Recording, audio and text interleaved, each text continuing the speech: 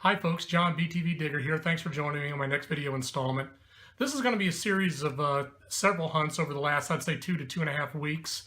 I hit about 4 cellar holes on 2 separate hunts and then hit an old park in town here where I just goofed around for a little while and found a couple items I want to share with you.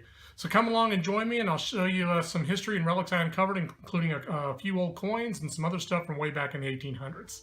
Come along.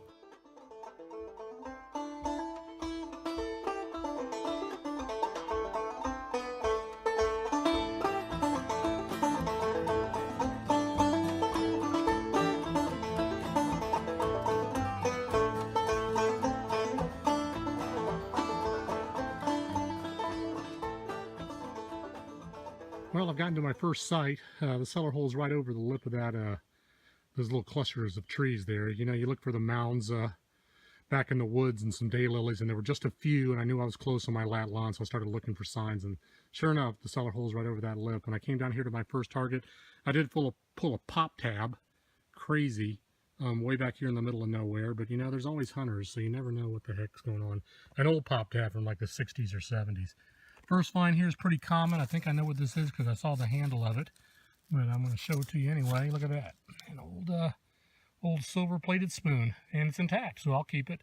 Nothing outstandingly special here in New England or in the East. You find these spoons everywhere. But maybe I can get a maker's mark and I'll polish that up and put it in my spoon bowl collection. Let's see if we can find a few more things. I've only been here about 5 minutes, and that's a good sign. I also found a big old chunk of lead right by the cellar hole lip as I was walking in. It was a huge, unmistakable target.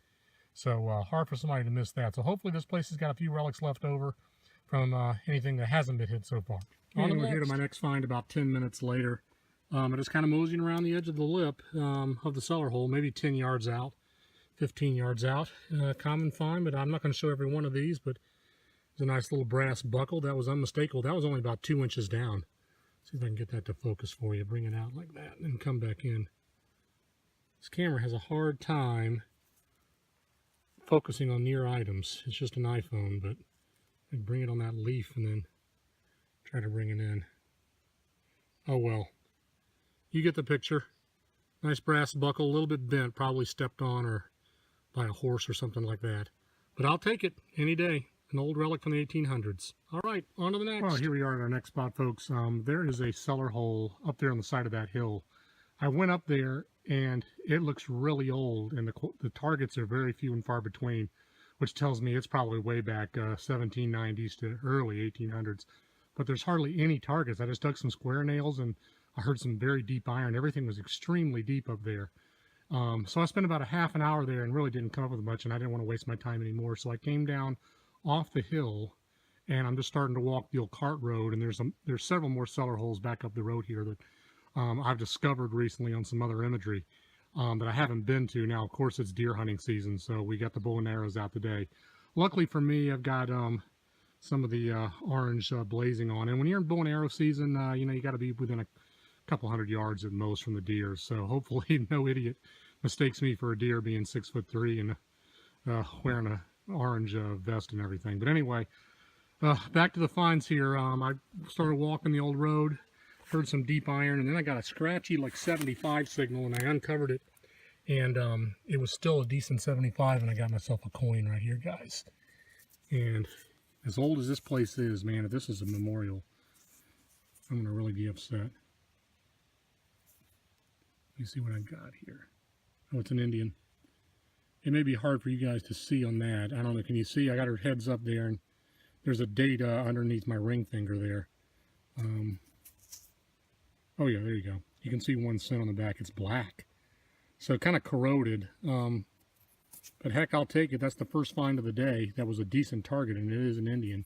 Let me brush it up, and I'll get you a cleaned up shot. Hopefully it's an 1800s coin. You never know, though. Could be all the way up until 1907 or whatever. All right. Hey, that's a great find. Let's move on down the road and on toward the next cellar holes and see if we can find some more goodies.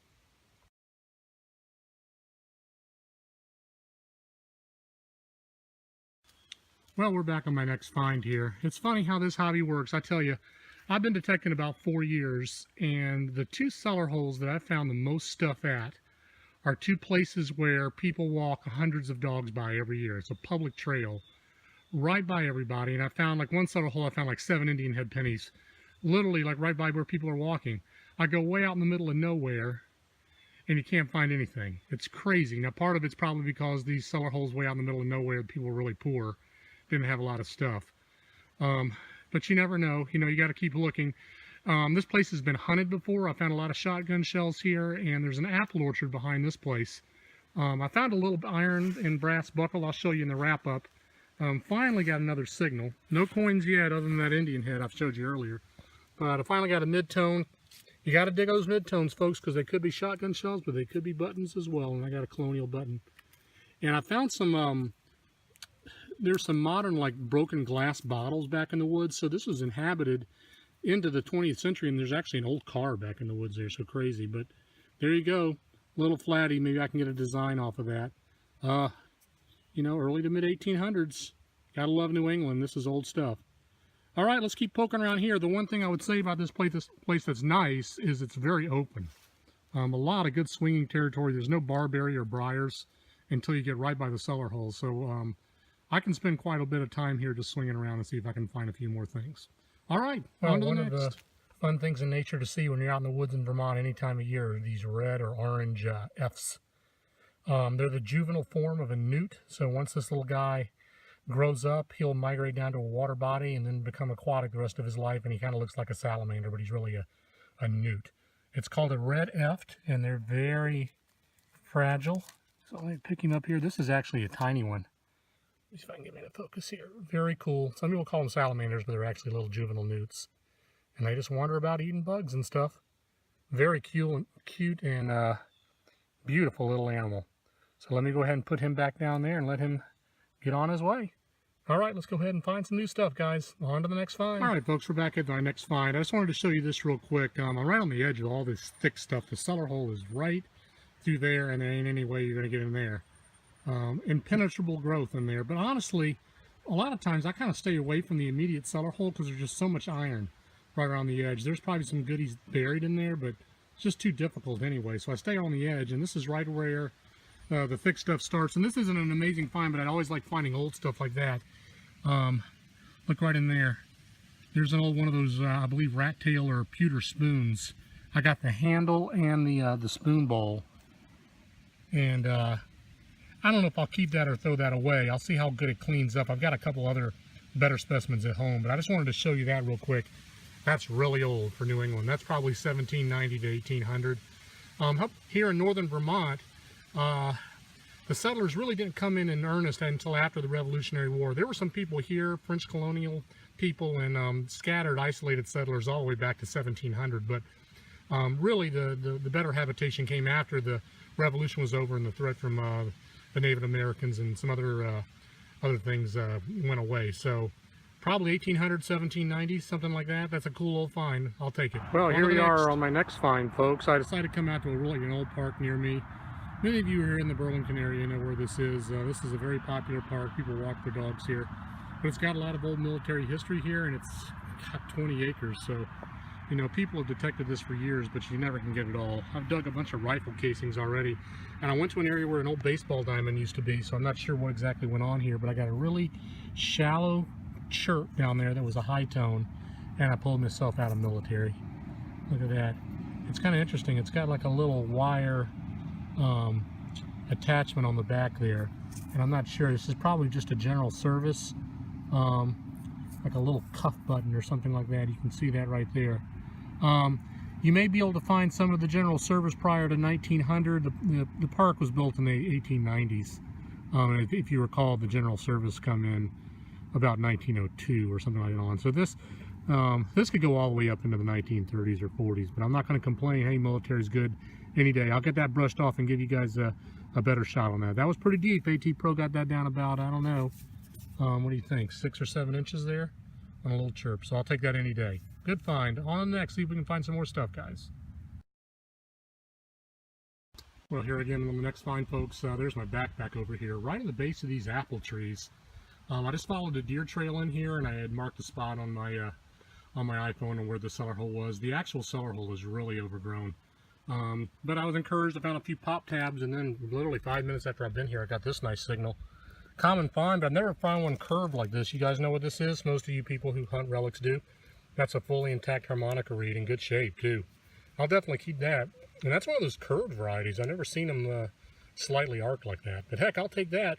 That's a good sign. There were good signals here. Pop tabs, old pop tabs from the 60s. So I'm encouraged that there's at least a few targets left here. So that's a good start to the day. Let's see if we can find a few more things. On to the next. Oh, foundation right back up on the side of that hill here. Very trashy as all these places are. I got a pretty screaming tone, and I thought I'd show you this. In the hole with the item was this stoneware, broken stoneware. That's really cool. That's really old. I don't know, 1800. I did get this item right here, and it's got some writing on it. And I'm trying to make it out. It says like Larkin cold cream. And it's got like a, I don't know if that's an angel wings or something on the top. I can definitely probably ID that. It's just a top to a cold cream, probably porcelain jar or something. But that's kind of cool. It's ornate and it's got the manufacturer on it. So I'll get a date for that in the wrap up, and that'll be a interesting find. I can brillo that up and it'll probably shine right up really nice. All right, let's see if we can find a few more things before I get out of here, guys. On to the next.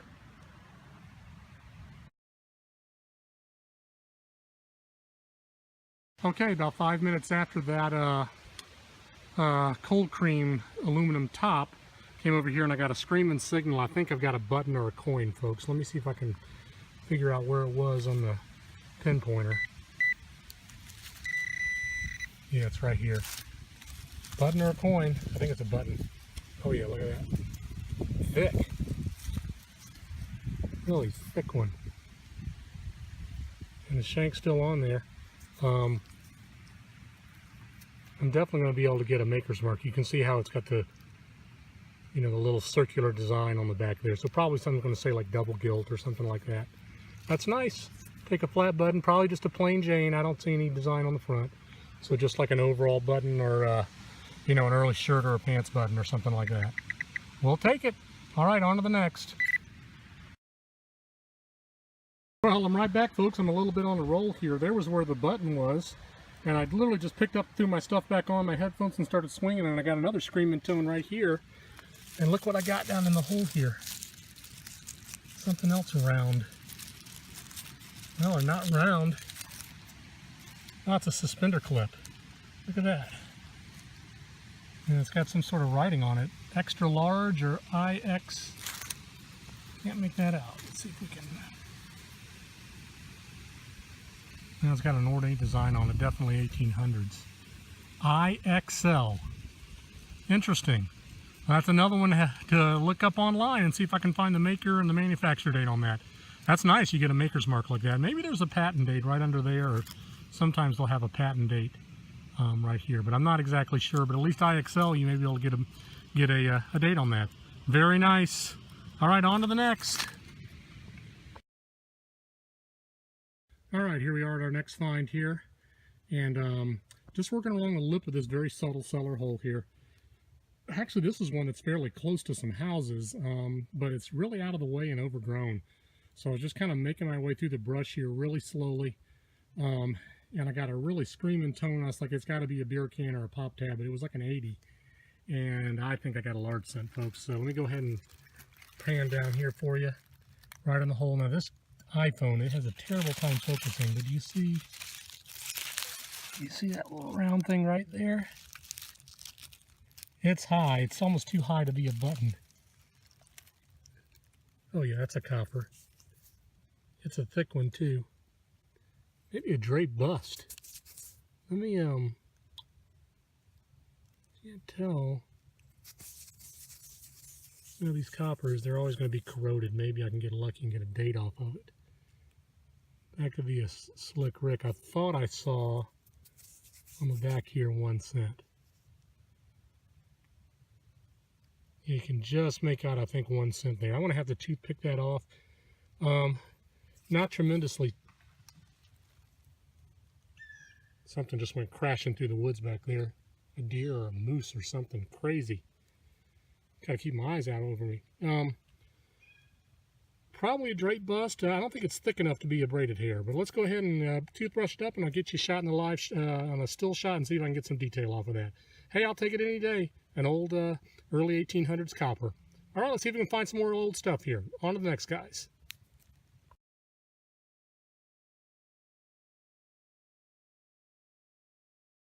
Okay, we're back inside for the green velvet wrap-up, and let me pan over here and show you some of the finds that I got on film for you and to go over a few things that I didn't get on film. As you recall in the introduction, this was several hunts over a period of about 2 weeks where I hit some cellar holds, an old military park, just a couple different places to see if I could dig up some goodies, and I thought I did pretty well. You know, as the way it goes on metal detecting, you're not going to find 400 silver coins all the time you go out. Let me go ahead real quick and show you what I didn't get on film. I did get 2 more ox knobs.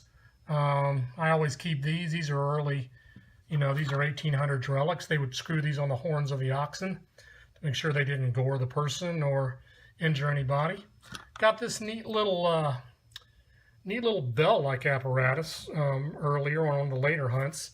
I'm not sure if that went to a telephone or some sort of leather adornment. I'm not sure. It doesn't look like a bridle rosette, but who knows? That could be as late as the 20th century. I've got some iron nails. I always keep these ones that I can clean up pretty good, these square nails. Those are pretty nice to keep. Let's see, I got a parasol top, a little bracket for an old umbrella. Those are often good to keep. Got a host of buckles here. I only got the one on tape here that you saw where the horse kind of maybe smashed it or something else happened. But I got 4 other buckles, and you can see they're in varying states of decomposition. Some of these iron tongues, I'll have to do some electrolysis and to see if they hang on. Sometimes they just fall away. This one I've already tried some electrolysis on. I've still got to do a little bit more. I got the tongue to start moving. Nice square 1800s kind of D buckle or rectangular buckle. So that was nice. And then some of the finds that I actually got for you on tape. This is my rat tail pewter spoon. It's still broken there. I may have to, you know, maybe do a little epoxy on that and get that back on. The scallop pattern is very common for these old pewter spoons, and this is very early 1790s to maybe 1810, something like that. Very very nice old spoon find. Got several buttons, a couple of typical standard flat buttons from the 1820s to the 1840s. This is the nicer one. It says Imperial Treble Gilt on there. Just plain Jane on the front, nothing special, but I'll take those. And then I got my military button. These are the Great Seal buttons from 1902 to present. So this park, the military was decommissioned back around World War II to the 1950s. So this could be 1902 all the way up to World War II or so. And a little smashed. It's a little cuff button with a iron back. So with the iron back, I'm going to guess earlier part of the 20th century, 1910 to maybe World War I. That's an educated guess. Got my nice IXL suspender clip, or at least part of the suspender clip. And I haven't done any research to get an exact date on that. I'll have to see. That's definitely an 1800s variety, so I'd say mid to late 1800s on that. What else do I got here? Oh, I got my Larkin cold cream top. This would have gone to, and I looked this up online, this would have gone to a porcelain jar, just a woman's cold cream. And Larkin was a very popular company back in the late 1800s through about 1925, 1930. And so this is a little bit of a more modern design there looking. So I'm going to say somewhere around 1910, 1920 maybe, something like that. But I like the pattern on that, so I'll definitely give a little more brushing and keep that for my collection. And then finally my 2 coins. I got my Toasted Indian Head Penny 1900. She's pretty wasted. You can make the date out there. The reverse is a little bit better than the obverse, and it was pretty shallow in that old road, only about 3 or 4 inches. And when they're that shallow, they usually don't hold up that well. You want to find them deeper, and they'll do a little bit better. And then finally, probably the best find of the series of hunts for sure is this classic head large set. You can just make out her bust there with Liberty on the front. I can make out a 0 right there on top of my thumb. So that's an 1808 or an 1809. The date's pretty much wasted. And then you can see 1 cent, I believe, on the back here. Let me get her flip. I'm gonna flip these over like that. 1 cent on the back. So I'll take that. Classic head large cent, 1808, 1809. Very nice find. All right, folks, thanks for joining me this time on the series of hunts. And as the cooler weather has come in, I'll definitely be hitting the fields and the cellar holes to as much as I can. in the next, I'd say, 6 weeks before winter sets in and we really turn much colder. And may have a chance to hit out with Joe and Dan of Green Mountain Diggers, or maybe my buddy Pete from across the lake. We may be able to hook up again for another hunt or two before the season ends. So thanks for joining me. Until next time, remember, get out there and dig it all. It's waiting in the ground for you to find. This is BTV Digger.